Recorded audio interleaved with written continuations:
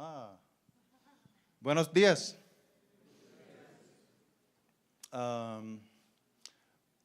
Raise your hand if this is your first time in Bogotá. I'm just curious.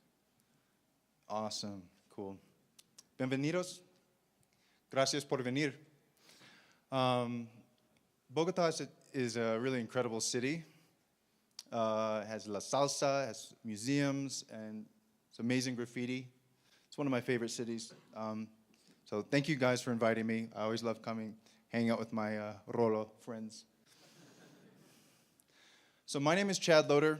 I have been in the security industry for about 20 years and founded a company called Rapid7.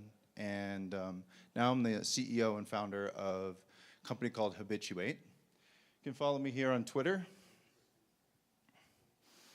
I'm super excited to be here. This is a really fun agenda this year. Tactical Edge is not advertised as just a purely technical conference, as Edgar said. And that's what's so cool about it. If you guys are following, if you're on Twitter, you can live tweet with the hashtag Tactical Edge, so we can expand the conversation beyond just the people in this room. They can follow along.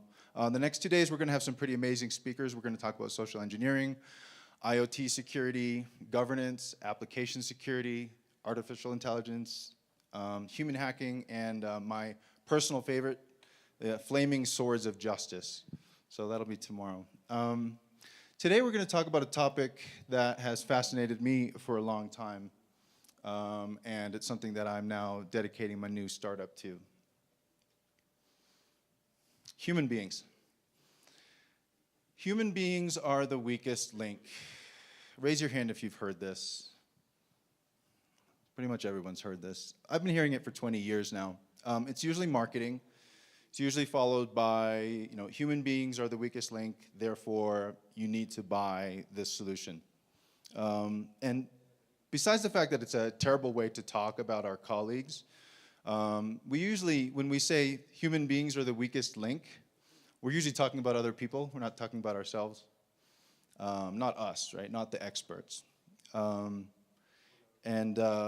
think it's a phrase that probably needs to be retired. And the funny thing is, it might actually be finally true. After hearing it for 20 years, we might be at the point where human beings are the weakest link. Why is that?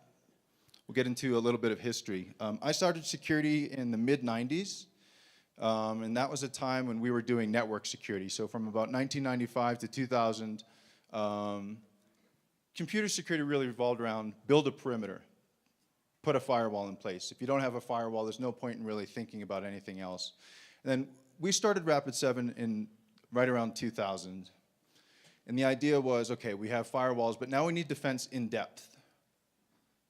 That is, you've got your firewall, but now you have this hard outer shell, and you have the soft, gooey center, like a candy.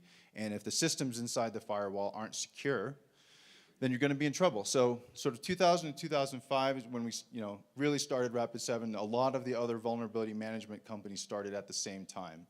And so I like to think in terms of sort of broad trends, little eras that we have within security. And then, once we had vuln management, patch management, more or less operating, then it became, okay, well, it's not enough just to secure the perimeter. It's not enough just to secure the systems. You also need to secure the applications and the data. That's what users are using. So then we had a lot of AppSec companies really start to take off. We added application scanning in Rapid7. And that was sort of from 2005 to 2010. We're trying to get a handle around AppSec, around DB security. And then, we sort of evolved into the next phase, the next sort of 5-year phase, which was endpoint security. So, hey, you've got your firewall set up. Now you're scanning your servers. You're doing AppSec, or you're trying to do AppSec. And now we need to worry about the endpoints. We have bring your own device. We have people coming outside the firewall, bringing stuff back in. So you need endpoint security. So that's 2010 to 2015. If you look at when CrowdStrike started, when Cylance started, right around then. And so that was the sort of era of endpoint security. And if you think about all of these different phases as concentric circles moving inwards into the environment, you have the perimeter, right? We did a good job at hardening the perimeter, that outer circle. So attackers moved inward to the servers. And we did a good job at hardening the systems and the servers, and so attackers moved in again to the applications. And then we did a reasonable job at securing the applications. The attackers again migrated in to the endpoints. And if you think about these concentric circles, they're moving inwards from the outside, and then once you get to the innermost circle, you actually have a human being sitting at her desk who has to do her job, who has to use the business computing environment, who has to be productive. And so when we say human beings are the weakest link, they are now because we hardened everything else. Not completely, but just enough to make the attacker's job harder to the point now where they're targeting the human beings, right? Now, you see the Verizon data breach report. You're 3 times more likely as a company to be breached by what's called a social attack than by any kind of targeted traditional attack against the infrastructure. 3 times more likely. And we're going to hear some great talks today and tomorrow about social engineering and human hacking. So we made their job harder. They migrated. They followed us. The next era that I want to talk about, sort of as we were making the attacker's job harder and at these different layers, we're also undergoing a radical shift in how we think about IT and how we think about security. So we sort of started out security with this fantasy or this utopia of 100% control, right? Everything is completely locked down. Only whitelisted applications can run. Everything that you get from IT has to be centrally managed and centrally procured. And this sort of theory X, this 100% control, that fantasy was rejected by the business completely. And we tried to resist that in security. If you were around, I think in the 90s when I was, we sort of railing against the business to allow us to control everything and document everything, but the business rejected it. It's just too slow. People want more access. They want more variety, more ways to consume information. They want to work from home. They want to work from Starbucks or Juan Valdez. And so as we see this sort of 100% control fantasy being rejected by the business, we're now hearing words like shadow IT, right? Which sounds very scary. And it's basically just people consuming IT services outside of that centrally managed process. And I like to call it the democratization of IT rather than shadow IT. Shadow IT sounds really scary, and it can be, but it's not like we were doing a better job when things were centrally controlled. And so this fantasy of 100% control has now been replaced by the next fantasy. So 100% control is this fantasy that the closer you get to it, the harder you push for it, the more it recedes in front of you. And we've replaced that fantasy of 100% control with a new fantasy of 100% visibility, right? And the idea here is, well, we can't control everything. Maybe we can't control anything, but we can at least try to see everything. And so we're going to mediate every possible transaction between the human beings and the business and IT environment. We're going to log everything. We're going to break open SSL and log all the traffic. And we're going to just dump it all into the back end somewhere, and we're going to put it in Splunk. We're going to put it somewhere. We're going to throw AI and machine learning at it, hopefully, because we've just created for ourselves a huge data problem. And AI and ML, artificial intelligence, machine learning, they're not going to help us enough. We've created mountains of data that we're somehow thinking that 100% visibility is going to solve our security problems completely. And that's another type of fantasy that I think that we'll see is going to recede in front of us as we try to achieve it. And so automation is one way to try to deal with that. Right? We create this huge data problem. We're trying to see everything and detect anomalies. We're using AI and machine learning. And then we're trying to automate this huge workload that we've created. And so that's where you see Phantom, which is an amazing automation company that got acquired by Splunk. You see companies like Demisto. You see Command, which got acquired by Rapid7. And we're sort of trying to do all of this different stuff. And I say the simple stuff, I have a little asterisk. It's not really simple, but it's simpler than that human being sitting at her desk. So what's next? The difficult stuff. The human animal. The human animal and its capacities. Can anyone see Dave up here? I thought you guys would get a kick out of that. The human animal and its capacities, the human animal and its limitations. It's the part of the environment that is irreducibly complex. It's beautiful, but it's messy. Human beings are really messy. Human beings complicate our beautiful, perfect security architectures, right? No wonder why we left this problem until the very end. Right? We've done all the other stuff that we possibly could, and the attackers have followed us. So now here we are. And our jobs in security would be a lot easier if there were no people around.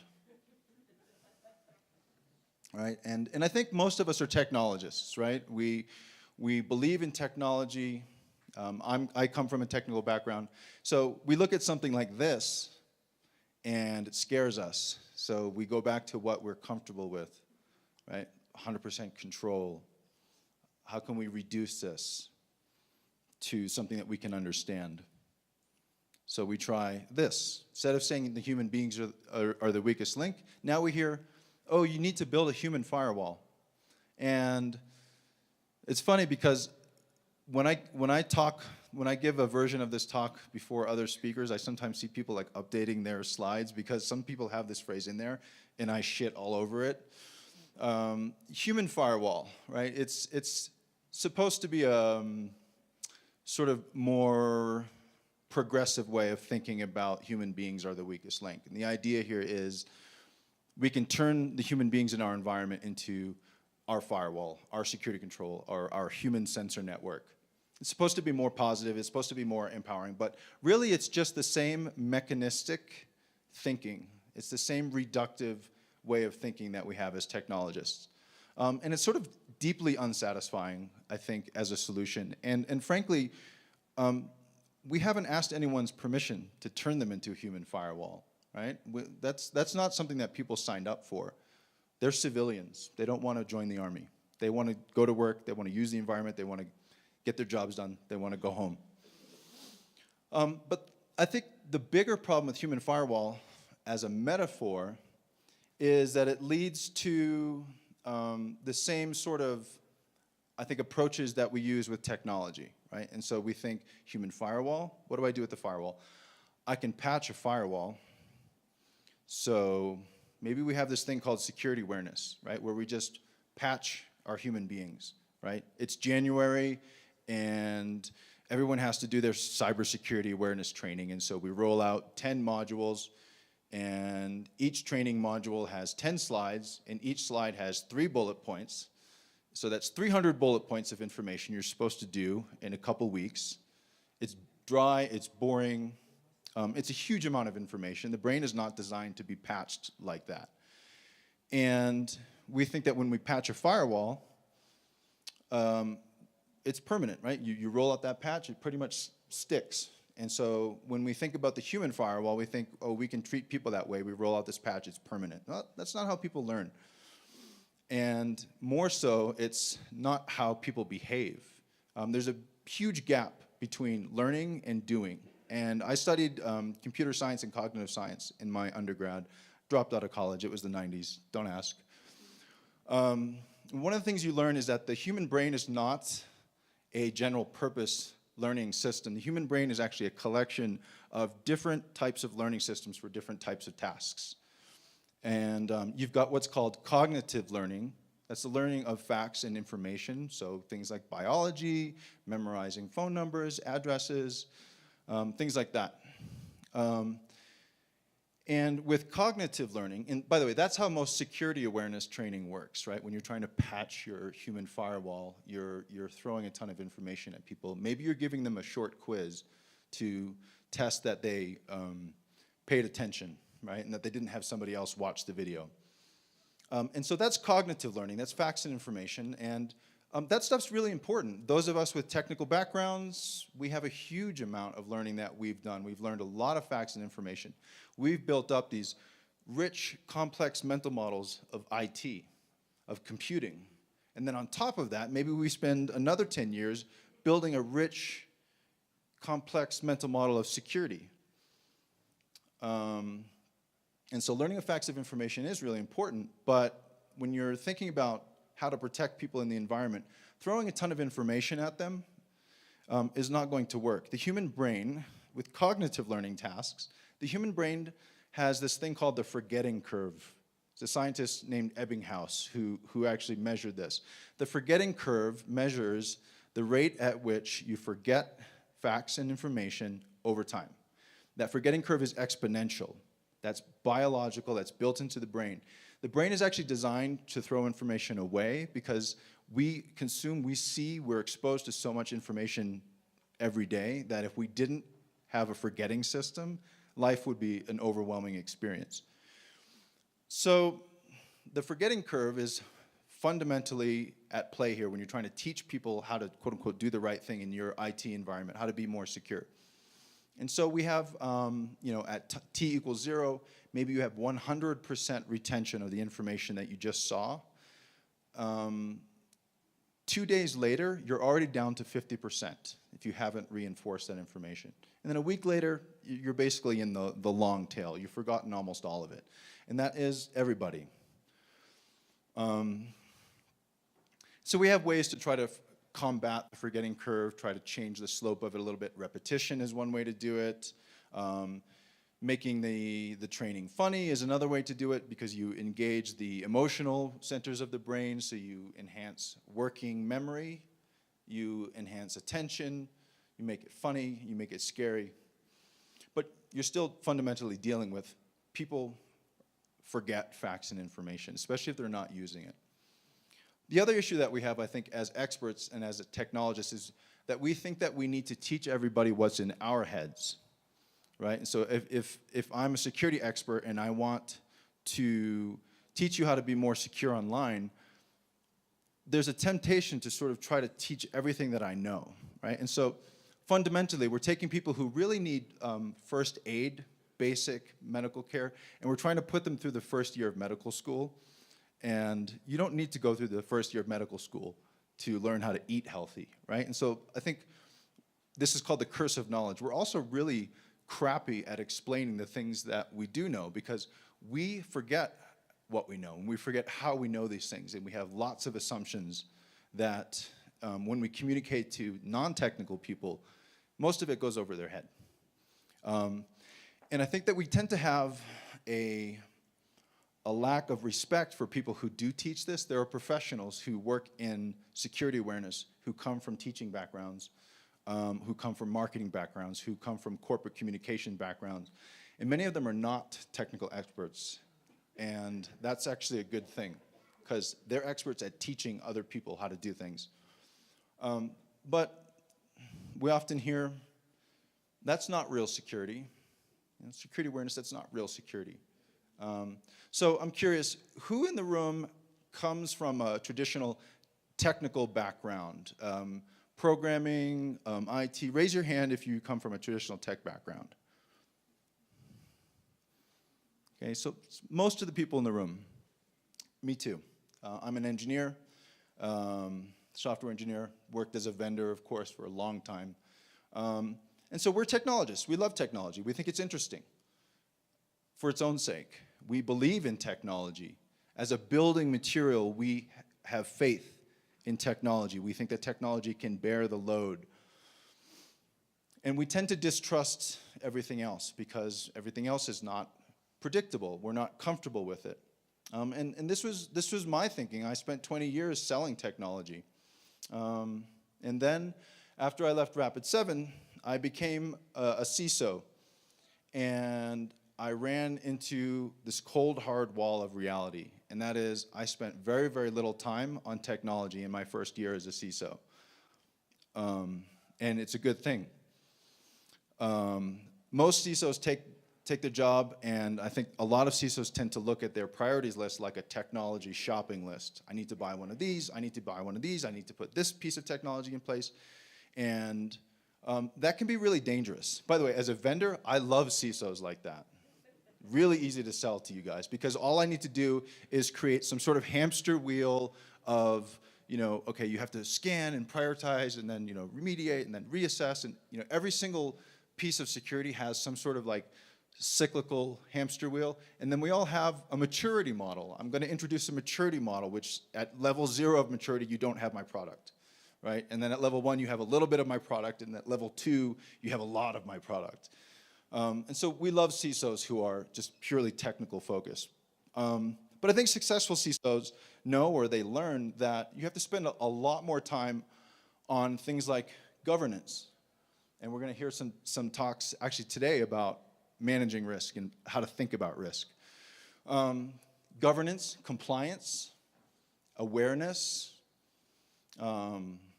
These are all things that we often hear aren't, quote unquote, real security, right? And there's a sort of machismo that we have, I think, as technologists. That's not real security. I want to get done with this compliance stuff, this governance bullshit, so I can get back to doing real security, right? And that's really dangerous. And it's also very exclusive. And I think I see CISOs starting to change now. I see more CISOs, more practitioners thinking more about being an educator rather than an enforcer. And so that sort of 100% control mentality is still there, but it's starting to shift. So real security is not necessarily technology, right? I got a lot more leverage out of talking to people in the organization, learning about how they use the environment, learning why they're doing things the way they're doing them, working to help them understand, who are we in security, what do we do, why are we here, and how should you work with us? What do we know, what are we good at, what are we not good at, how can we help you? Those are all the things that aren't technical tasks, but when you're a CISO, your main constraints, the things that are holding you back, are not going to be technical most of the time. They're going to be political, they're going to be organizational, they're going to be maybe time and money. But how do you get more time and money? You don't get that from technology, you get that from talking to people, convincing them that your plan is worth funding. And you better be able to answer the question, okay, if I want you to spend $2 million on our security this year, how much risk am I buying down? Right? We've done a poor job at answering that question, I think, as CISOs. So governance, compliance, awareness, these are all things that are much higher leverage. So I guess I'm encouraging everyone to sort of think about security more broadly. We have the phrase, we hear it all the time, people, process, and technology, right? There's an order. We always say them in the same order, right? Why do we do that? Technology comes last. People and process. People, what's the goals of the people in the organization? They are your customers. How do you support them? Process is, how do we align ourselves around the goals that we're trying to achieve? How do we make sure that we're being efficient? And technology obviously is last. One of the problems that I see in security is that we tend to treat people, process, and technology as 3 completely separate disciplines, and they're stovepipes. If you work with people and you're in security, you're probably doing something like security awareness or engagement, right, or communications, and you stay in that role. You don't cross over traditionally. If you're doing process, then you're probably doing compliance or governance. And if you're doing technology, then you stay over there in the engineering side. One moment. I'm going to get a little water here.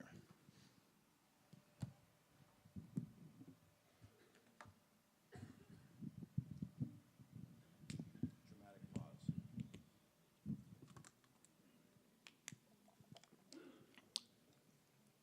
And so these are treated as, people, process, and technology are treated as 3 separate disciplines, completely 3 separate careers. People tend not even to cross over or talk to each other. So one of the things I would encourage folks who are just starting out in their careers, explore these other areas. If you're a technologist, don't dismiss compliance and governance as boring. Those are some of the most high leverage activities that you can do. Those are the things that get the organization aligned around the goals that you're trying to achieve with the technology. If you're working in compliance or you're working in technology, think about the people side. Think about communication and teaching. Take time to walk around your organization. Talk to everyday users. Sit with them at their desks. How do you log into things? What apps do you use? What problems do you have? How's the VPN working? No, actually, don't ask them that. And this gets to the core of how do we see our role? What do we do here? Right? What's our job as security people? How do we describe it when you tell people what you do for a living? I work in computer security. Or information security. Right? Cyber security, data security, information assurance. And so these are okay. But from a terminology perspective, I think names matter. I think metaphors matter. That's why I don't like things like human firewall. Language matters. And the issue I have with computer security and information security is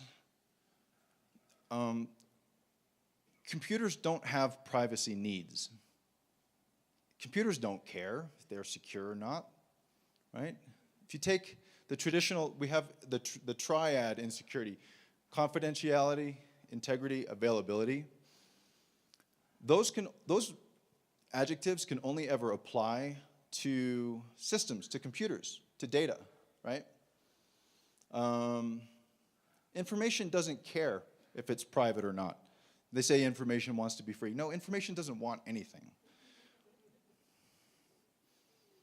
We don't secure information. We secure people. We don't secure data. We secure people, right? The harms that occur, they're not hurting the computers, really. Computers don't care. We're in the people business.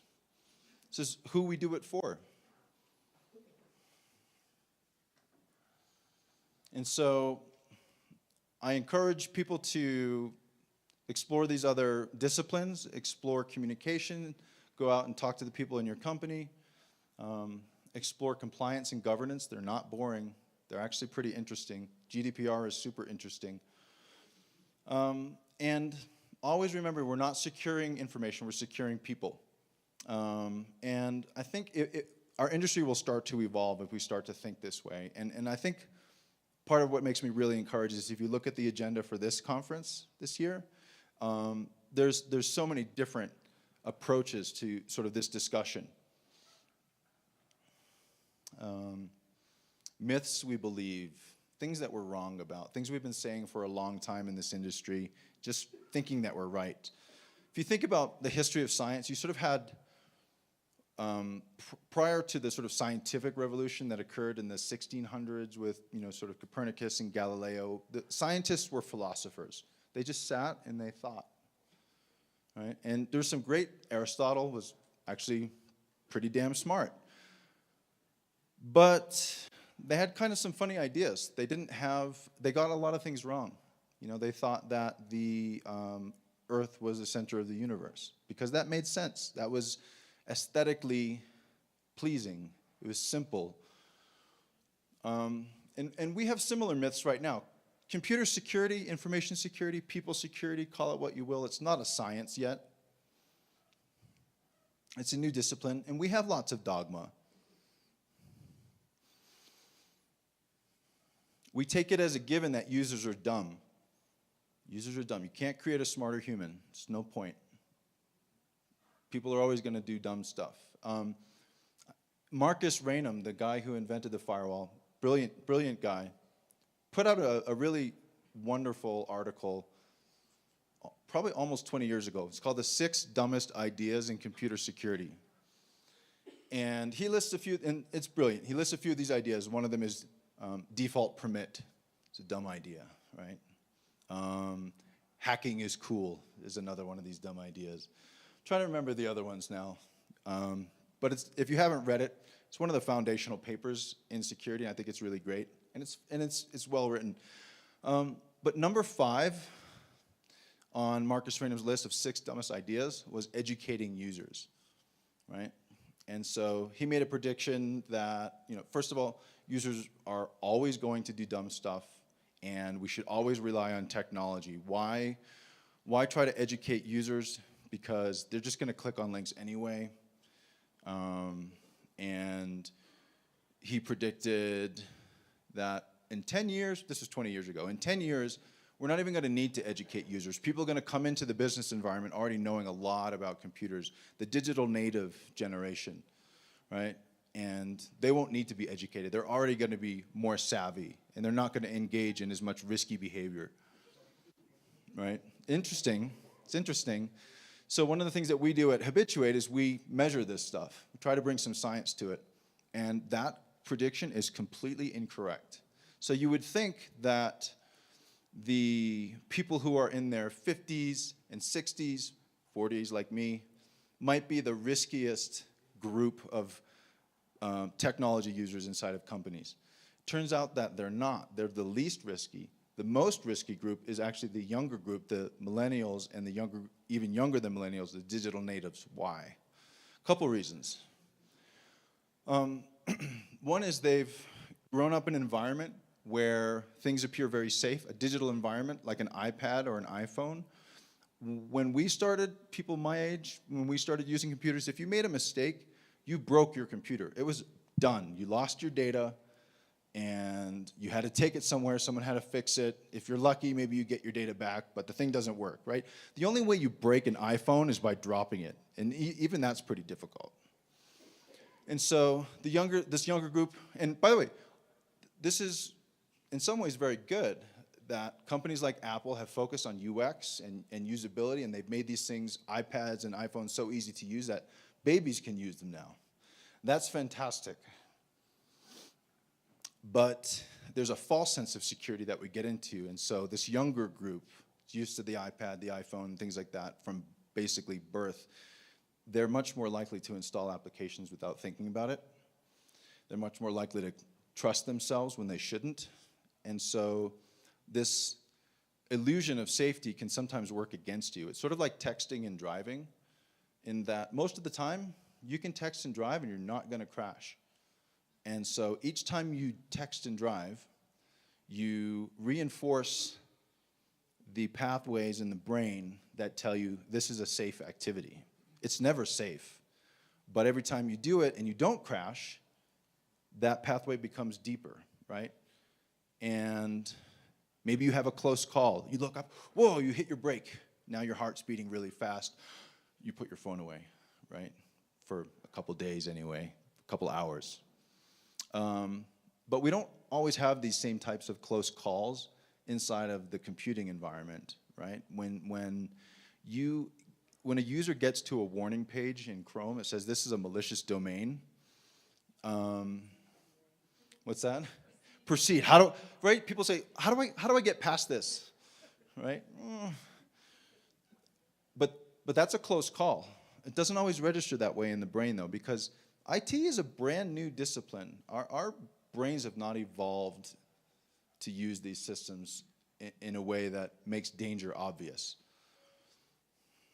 And security is a new discipline within a new discipline, right? And so what we're doing is brand new. We're using metaphors of 30-year-old technology to describe 5-year-old technology to try to teach people things. And so that Chrome warning that you get, that's a close call, but it doesn't register that way. And so we're having close calls all the time. And rather than say, great, the technology caught that, actually that control worked. The user did not go to that domain. That's wonderful. Chrome blocked them. Our technical controls are working. But that's a close call. You're lucky that Chrome had that definition for that domain at the time when that user clicked on it, because maybe a day before that definition didn't exist. Now what? If we don't have curiosity, if we trust the technology too much, then we're not going to ask, what was the user doing that led them to click on that link that then led them to that warning page that blocked them, right? And so these are some of the things that I think feed into this myth that users are dumb.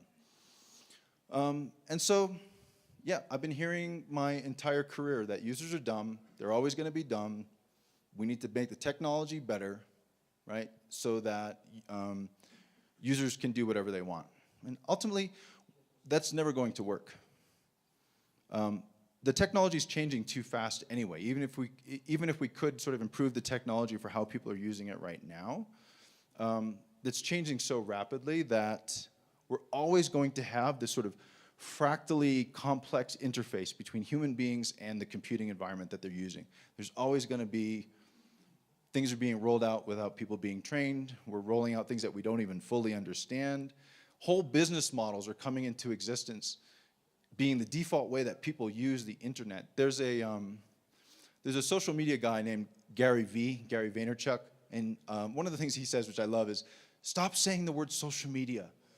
It's the internet. It's how people use the internet now. There's no separate, social media marketing. It's social media is how the majority of the world consumes information online now.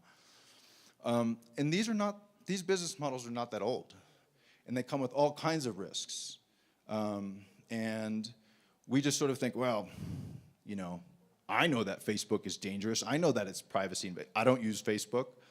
How helpful is that for people? Right?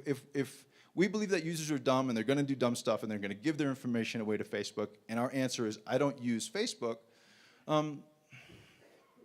we're basically saying, you all can live in the privacy ghetto, right? And we're more privileged, we're going to live outside the ghetto because we know better. But if we're not going to teach these people, who is? We're the only people who have this knowledge. The internet. That's right, fake news. And so this whole idea that users are dumb and they can't be taught is really dangerous, and it's corrosive. Imagine if doctors only wanted to treat patients who were healthy, or if defense lawyers only wanted to defend people who were innocent, right? Or if doctors said, well, I don't smoke, and so that's it. There's no public health campaign to stop smoking. There's nothing. I know smoking's bad, and you know smoking's bad. Well, of course, people know it's bad. They don't necessarily need more information about how bad smoking is. We need ways to quit, and we need ways to stop companies from creating addictive products that hurt people's health. There's a Facebook analogy there.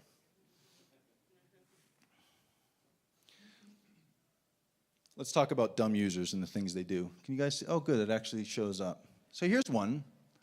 I wonder how many of you have seen this one.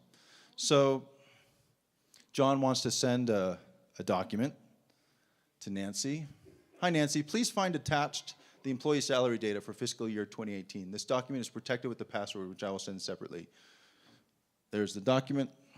It uses the word password encryption feature. Sends that email. Sends another email. Hi, Nancy. Here's the password. Right? It's dumb, right? Actually, it's not that dumb. It really depends on what mental models you have, right? And so rather than focus on, hey, this is a dumb user and we're not curious about what happened and we sort of groan or we laugh at him, let's actually talk about what John got right. So several things that actually happened here that are good. So John knows that some information is sensitive and it can't be sent without some sort of protection. John knows how to use Word to password protect the document. John also knows that putting the password in the same email with the document is not a good idea, right? So we're going to call John dumb. You got 3 things right. Got that wrong, but we know that that's wrong because we have a broad, rich, and deep mental model of what happens to an email when you click the send button. John doesn't have that, right? We have these metaphors. Remember I said we use metaphors? We're using metaphors from physical postal mail, right? We have a little envelope that we click, and then that gets sealed and it gets sent away. And so the UX is encouraging people to think about these technologies in certain ways that are familiar to them, but that can lead them astray. And so and we've done this research, when you actually interview users who do this sort of thing, their mental model for email security is radio waves going through the air, someone possibly intercepting the email like a cell phone call in a van driving around your building. And so the idea is like, if I send 2 separate emails, the chances of that, both of those being intercepted is much lower, right? And so according to John's mental model, he's actually pretty smart. He's got the wrong mental model, but that's not his fault. And so we're sitting here calling people dumb. We're physicists, and we're calling people dumb because they have a mental model of physics that's equivalent to heavier objects fall faster than lighter objects. We're just laughing at them. Well, the entire human population believed that for thousands of years until someone thought to measure it. And so it's not that we're smarter than people, and it's not that they're dumb, it's that the UX and their life experience leads to certain mental models, and they do the best they can. So people are always doing the best that they can with the mental models that they have. What's the other myth? The basics are easy. No, they're not. Basics are not easy. Nothing is easy at scale. Hand washing is easy, right? We don't need to teach doctors and nurses the germ theory of disease, but we do need to get them to wash their hands consistently in the hospital. And that's actually really difficult to do, believe it or not. And so I keep hearing, oh, if people would just do 1, 2, and 3 things, and we'd have so many fewer problems, right? Why don't they just get the basics right? And so if we think the basics are easy, then we tend to look at every organization that has a data breach, and we think that they're negligent. And then we jump on them on social media, and we beat them up. We criticize them. These guys didn't even get the basics. They didn't patch that server. They ran struts. Well, that's pretty bad, actually. The Equifax breach, there was one monitoring device that had an out-of-date SSL certificate that caused the monitoring not to work. Sounds really basic, right? But you have to do that at scale. And you have to do it all the time. And that's a huge amount of work. And then the IT environment is changing very quickly. How do you keep track of everything? So the basics aren't easy, but they appear easy in hindsight, in retrospect. Hindsight is an illusion. So there's a Nobel Prize-winning behavioral economist, Daniel Kahneman, who won the Nobel Prize essentially for taking these sort of mathematical models of economics, rational actors who use mathematics and information to sort of weigh their decisions, and then it's just a game theoretical construct at that point. And he said, okay, nobody actually behaves this way, so your models don't work, because these are human beings, and their brains work differently than that. Let's measure how human beings' brains actually work. And so they created this whole field of behavioral economics. One of the things that he talks about is hindsight. And that when you look back at an event and you reconstruct what happened, you reconstruct it wrongly. What you believed at the time, right, you're going to get that wrong. How things actually felt at the time. What was salient at the time? What stood out to you? You hear this regret sometimes. I heard doctors talking about, so in fact, Daniel Kahneman, the guy who created behavioral economics, earlier in his career, he worked at a mental institution, and they had a patient whom they lost to suicide. And the doctors were saying, I knew she seemed a little bit strange that morning. I should have done something. And really, that's hindsight working very differently. That's you reconstructing it wrong. People look strange all the time. You don't always intervene, right? Things don't work that way. So when you look at a breach after the fact, it always looks like one little dumb thing. One basic thing didn't get done right. And so the fact that they didn't get that right means they're negligent. And those guys aren't good at security. Well, we're all in the same situation. So be nice, because everyone's going to get breached at some point. And it's always going to be due to something that seems basic after the fact. The basics are hard. The other myth that we have is we have the answers. We know what we're doing. This is a science. Nobody listens to security. If only people would listen to us and do what we said. We know what's going on. We have the answers. Let's talk about the past 20 plus years of passwords and the crappy advice that we've been giving to people, right? So your password has to be at least 13 characters long or 12 characters long. Has to have uppercase, lowercase, digits, special characters, no dictionary words. You can't reuse your password. It has to be completely unique. And by the way, here's 50 different sites, all of which have this requirement. And oh, you can't write them down. That's bad. Right? You can't write the passwords down. What is the game theoretic environment that we're creating for users when we give them all of these constraints as a combination of constraints? Because each of these things individually makes sense, right? You could think entropy is important. You don't want things to be cracked. You don't want passwords to be replayed. In some cases, maybe you don't want people to put the Post-it with their password right next to the computer. And so it all makes sense sort of as individual rules, but when we put them together, it makes security worse. This doesn't help people have better password hygiene. This hurts people, and it resulted in worse security for 20 years. We never measured how people actually behave. We just criticize them. We never thought about, it's our guidance that's doing this to them. And why can't Abuelito write his password down? Really, seriously. If someone's breaking into his house, is his Facebook password his worst problem? If he has a little notebook with his passwords in it? And so we have these rules, we repeat them as dogma, but we're not really curious about how these things work in human populations, right? That human animal again. Luckily, now, finally, the latest guidance as of a couple of years ago, NIST has relaxed this guidance. But it took us a long time. And the whole time we told everybody that they're dumb and they can't get it right, and why doesn't anyone listen to us? This is why they don't listen to us.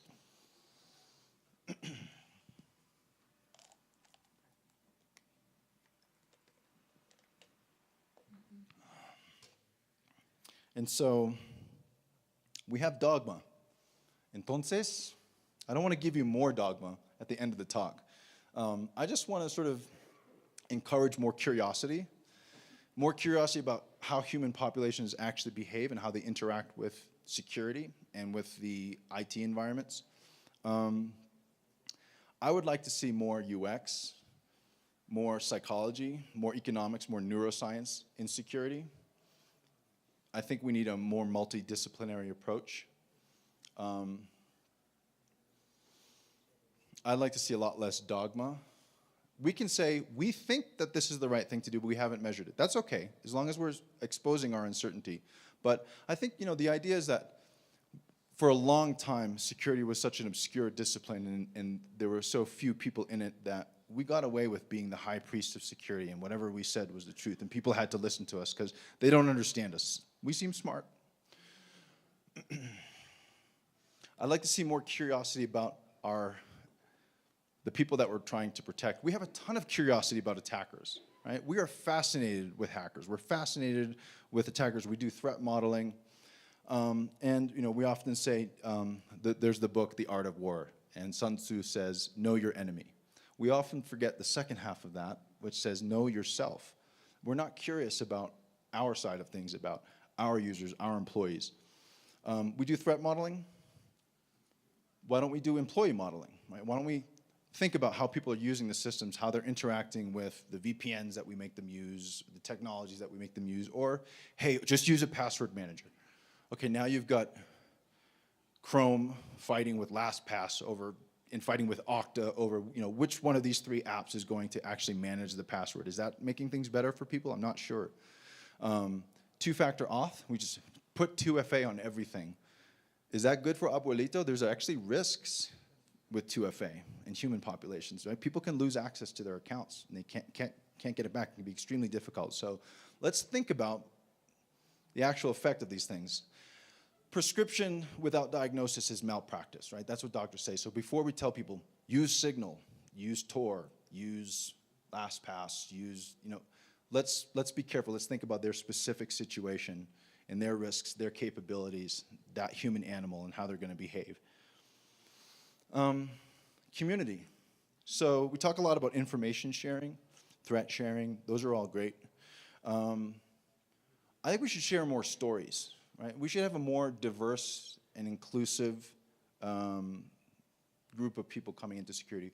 We shouldn't be so harsh and say, if you're not technical, if you can't code, if you can't reverse engineer a binary, who gives a fuck? Excuse my language, but we need as many people as we can get into this industry, and we need people from other disciplines. We need people from psychology, we need people from neuroscience, we need people from economics, we need people from communications backgrounds, and we need people from different economic backgrounds. We need people who have been poor, people who have known what it's like to be a vulnerable population, because there are different threat models that if you have not been, let's say, a victim of domestic abuse, or if you've not been in an abusive relationship, then you won't know about that specific threat model. So you're going to design your technology, your controls, and your security according to your own idea of what it means to be safe and secure. If you've never been part of an oppressed population, if you've never had government actually trying to use technology to oppress you, then you won't design things right. And that's okay, it's not your fault. But that's why we need more inclusive, more diverse teams in security, because we get people from all kinds of backgrounds, economic, different parts of the world, and we come together and we say, oh, that's not a threat model that I had thought about. Good point. More talks on what didn't work, right? So it's okay for us to say we don't know. It's okay for us to say we failed. I'd like to see, I see plenty of conference talks on this amazing thing that we built, this rollout that we did, this deployment. I'd like to see talks on, here's a technology that we bought and it completely failed. Here's an idea that we had, we invested a ton of time in, didn't work out, but we learned something. Here's a breach that happened that we experienced. This is difficult because of lawsuits and things like that, but it'd be great to have more people talking about how they got hit by ransomware, right? Or what led to the Equifax problem where that one, was it really that just one person forgot one patch? No, there's a lot more to it. We should be talking more about that. Doctors who work in a hospital setting have tend to have a weekly meeting. It's called the M&M meeting. It's mortality and morbidity meeting. It's every Tuesday at 6 a.m. All the senior doctors, nurses, only the people who actually touch patient care are in that meeting, and no staff, no administration's in the meeting, and they go through every morbidity, which is every time a patient got worse, got really sick in their care, and every death, every mortality, and it's painful. And they say, well, we had a patient who was admitted to the ER, blood pressure was X, we made a tentative diagnosis of this, we pushed this medicine. Patient went into cardiac arrest, we resuscitated him, we then administered this other medicine, and then he had catastrophic kidney failure and the patient died. That's painful, right? But it's useful because we want fewer dead patients. And finally, compassion. Compassion for the users, compassion for other security teams, compassion for ourselves. It's a hard job. It's easy to get burned out. And it's a new discipline. It's okay to say we don't know. More humane technology. Let's ask more questions. Let's develop our own curiosity. There's a ton of great books that are not related to security that I think have made me a better security practitioner. Come and ask me about them. I have a whole reading list I can give you. And like I said, as you're listening to these talks over the next 2 days, develop that curiosity. Think about how this is going to impact people. How's this going to impact your work? Stay curious. Thank you.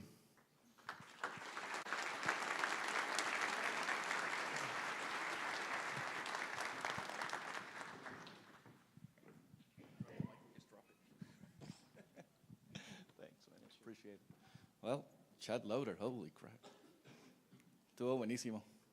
Información muy importante.